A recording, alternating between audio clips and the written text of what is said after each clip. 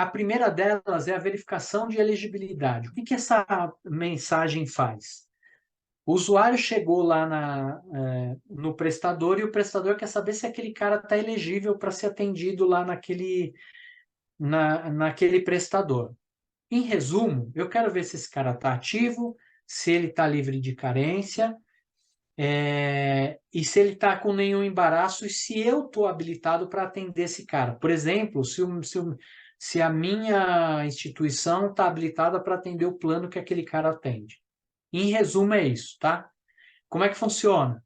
Entro lá no meu sistema, lanço as informações do beneficiário, mando para a operadora, ou eu faço isso no portal, tá? Se for web service, eu faço no sistema de gestão. Se for sem web service, eu entro no portal da operadora e lanço isso. Em alguns casos, para falar a verdade, muitos deles, tem ali um terceiro que faz essa intermediação entre a operadora.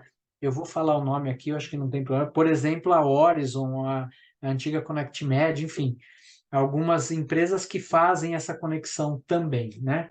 E no final das contas, a operadora tem que devolver uma mensagem lá para o prestador dizendo, ok, pode atender ou não, não atende. Traduzindo isso para o componente de conteúdo de estrutura, é essa mensagem aqui. Primeiro, tá? Um detalhe importante, toda a mensagem tem um cabeçalho. Para que serve o cabeçalho? O cabeçalho ele traz uma série de identificações daquela mensagem. Por exemplo, quem está mandando, né?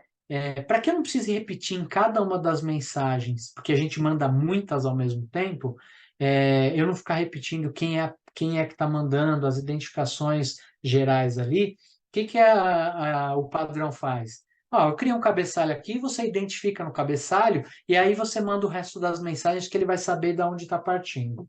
Tá? Então, nesse cabeçalho aqui, por exemplo, tem o tipo da transação, se ela é um sequencial ou não, a data de registro, hora, o código da mensagem de retorno, que já é uma mensagem se foi processado ou não, a versão do padrão, em algumas situações é necessário a gente dizer se a gente está na 401, na 400, na 305, o login, senha e o código do contratado executante na operadora. O registro da operadora na ANS, para ver se aquela mensagem está indo para o lugar certo, e os códigos e a identificação do prestador. Dentro da mensagem de elegibilidade, também tem lá os campos, código do contratado executante, ou seja, quem é o prestador que está mandando, a carteirinha do beneficiário, como esse beneficiário foi identificado, ou seja, qual é a tecnologia que ele foi utilizado, e aí aqui entra aquela tabela de domínio que eu falei lá na 72, ou seja, deve ter lá um código 1, 2, 3 e 4, você só vai saber o que é a tecnologia se você ir acessar essa informação que está lá no representação e conceito. A identificação do beneficiário, e aí tem a devolução, a resposta, que é uma mensagem dizendo se está autorizado, se não está. E ele traz aqui todos os campos que deve ter nessa mensagem de retorno.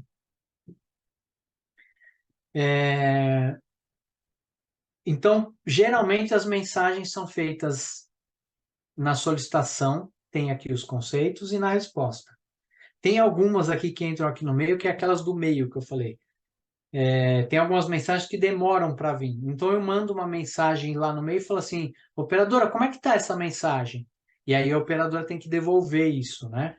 A gente vai ver alguns exemplos lá na frente. Como é que eu acho essas mensagens lá no padrão TIR? Vocês viram que está pintado aqui, ó? Eu entro lá no componente de conteúdo e estrutura e uso termos que são comuns, e é isso que eu quero que vocês levem daqui, porque isso vai ajudar vocês. Por exemplo, assim, eu quero saber como é que eu faço uma mensagem de elegibilidade. Dou um Ctrl F lá no material e ele vai me jogar no índice, e aí no índice você vai ter acesso às informações, tá?